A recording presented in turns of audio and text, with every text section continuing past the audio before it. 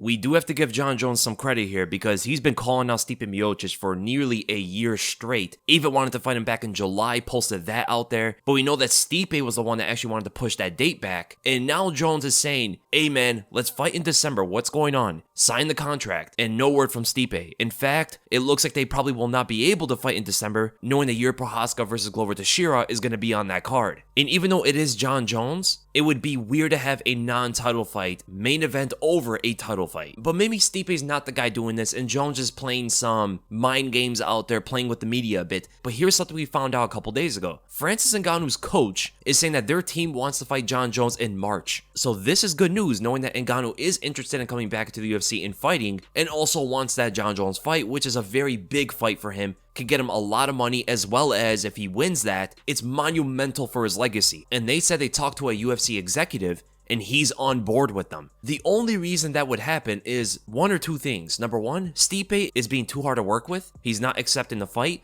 Or number two, he's pushing the date back so far where an Ngannou-Jones fight is more enticing for the business as well as for the fighters and the fans. We've always known that Stipe's been pretty hard to deal with. We can't really blame him for that if he's trying to get more pay. Everybody in any walk of life is trying to get more pay, trying to get more money from their job. So it's 100% understandable. But I've always noticed that every time Stipe fights, he gets off the grid. Like, we don't hear about him for a while. And the problem with this is, number one, he's not a champion anymore, so he doesn't have a lot of leverage. Number two, time is not on his side. He's 40 years old now. The longer he waits, the less chance he has of beating Jon Jones. And also with time being against him, he could lose the Jones fight. Jon Jones is the most lucrative opponent he's ever had in his entire career. It's the best deal for him, and equally as good of a deal is the one for you guys as well regarding our sponsor today, Raid Shadow Legends. Taking over mobile gaming, and they've set the bar really high, where you're able to explore a game this deep with dungeon runs, campaign battles, PvP arena matches, holding over 600 champions and millions of combinations, all with their own unique skills. And personally, my favorite champions of the game so far are Judge, who's a really powerful part of the Dark Elves faction and has some really unique skills. I also really like Brackus the Shifter and Turvold, who's an excellent defensive part of the team, can really hold you in a game for a while. Having these three in your team makes the game so much fun and so much easier. And right now, Raid is running a trick or treat promotion. After downloading Raid Shadow Legends, you go to trickortreat.plarium.com. You can just use that link in the description as well, where they'll have you spin a wheel so you can get the best epic and legendary champions of the whole game. And it's free. All you need is your player ID. That is it. Spin that wheel and you can also get $1,000 Amazon gift cards. The special event runs until November 5th, and once it's over, it's over. So make sure to get on Raid Shadow Legends now, and only new players can win this prize. Right now, there's never a better time to get started, and if you haven't started playing Raid yet, click my link in the description below, or you can scan my QR code here on the screen, and you can get unique bonuses worth $30. That's a free epic champion Rector Drath,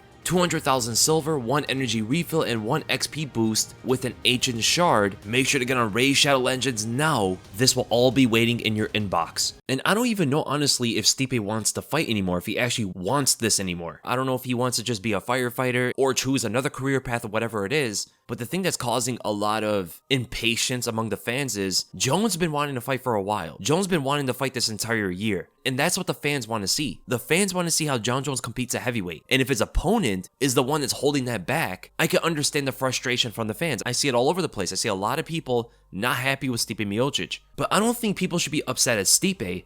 I think they should just move on. If Stipe doesn't want to fight, have Jones fight Ciryl Gane or something. Or if they can wait until the Ngannou fight. And that seems to be where the plan is moving. Getting off of Stipe, he loses that big fight, and give it to Francis Ngannou. Now, let's say Stipe loses the fight, which could actually happen here, and Ngannou fights Jon Jones. I don't know if the fight could be in March, right? Because it seems like, it's not confirmed, but it seems like the March card is on Australia. And we know that Islam wants to fight Volkanovski in Australia, and according to Errol Helwani, Aljamain Sterling versus Henry Cejudo is targeted for the March card in Australia. So I don't know if it could be there. It might happen in April. It could happen in February. We have no idea. But that's a fight I would love to see as well. Jon Jones versus any heavyweight contender at the top of that division would fill our void. It's the fight that we've been wanting to see for a while. It could be Ngannou, it could be Stipe, it could be Ciryl Gane. As long as Jones fights one of those guys, we as fans are going to be happy. In Jones' case, he's the money draw that everybody here wants to fight. He's the guy that's going to bring the red panties to the fight. Out of all the recent Jon Jones news, I could have made a bad joke about where he got those panties and why they're red. But Jones doesn't lose out on anything here, regardless of who his opponent is. Of course, he wants to be the heavyweight champion, so Francis Ngannou is the #1 priority. But the fact that he would fight Stipe Miocic also shows that he just wants to fight and at heavyweight. And I don't want to say Stipe is a tune-up fighter,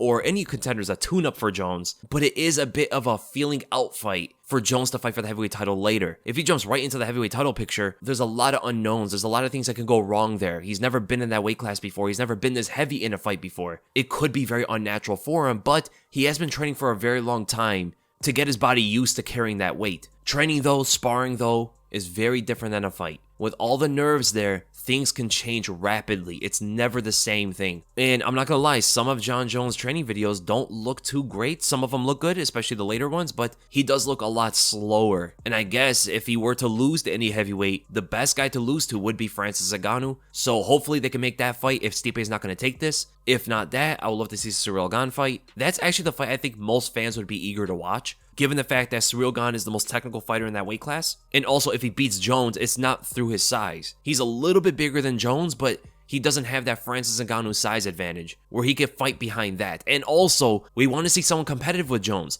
And Ciryl Gane has the same reach, which is really going to bring out the technical side of Jones and how he deals with somebody who has the same dimensions as him. 6'4" with an 83-inch reach, as well as Gane being technical himself. It would actually be the biggest battle for Jon Jones on a technical basis of his entire career, because attributes are no longer a thing. It's all on skill in that fight. Now, I do favor Jones to beat someone like Ciryl Gane because of the wrestling difference. I think Jones is way more skilled in that area, and it would be the big hole in Ciryl Gane's game like we saw when he fought Francis Ngannou. If Ngannou take you to the ground, what do you think Jones is going to do? And on the ground, Ngannou doesn't really have much Brazilian Jiu-Jitsu compared to Jon Jones, so that could be a bit of an issue for Ciryl Gane, but he is a much better striker than Jones. So that may actually be the funnest fight out of all of these. I think he still loses to Francis Ngannou. I don't see him taking that kind of punch, and he will get hit. When you get closer to matching Jones' reach and height, he gets hit a lot more in those fights. When we're talking about Alexander Gustafsson, we're talking about Dominic Reyes, even Oven St. Peru, Ngannou can absolutely hit him as well, with having much better takedown defense than a lot of those guys, because he is so much bigger and stronger. The Stipe fight can be competitive, but I ultimately do see Jones taking that from his clinch work, from his trips in there, and the Brazilian Jiu-Jitsu difference. Even if Stipe happens to take Jones to the ground, it might be pretty dicey for him. We haven't seen Jones off of his back, but over all of these years, with how dominant his Brazilian Jiu-Jitsu has been compared to even black belts he's fought, I can only imagine he would be a menace off of his back too. And Stipe has zero Brazilian Jiu-Jitsu. And also, if he were to fight Stipe, I think Stipe is a little too plotting on the outside. I think the knee kicks are always going to be there, oblique inside. The jab is going to be pumped in Stipe's face the entire fight, teeps to the body. Jones would invite Stipe to try to take the fight to the ground just so he can get into the clinch and dominate him there. There's going to be such a big gap in clinch skills here. I don't think people really understand how devastating Jones will be in there against Stipe. Stipe, firstly, doesn't have great control. He always just tries to escape and always drops his hands in doing that. Jones has many different kind of attacks there. Whenever Stipe is trying to disengage out of there, elbows and high kicks can potentially catch him. And whenever he ducks his head to get out, knees can also catch him as well. Jones can also trip him out in any of these kind of exiting opportunities that Stipe wants to take. So I want to see this fight. We're getting kind of impatient on this whole Jon Jones heavyweight saga. So hopefully they can get him a fight now.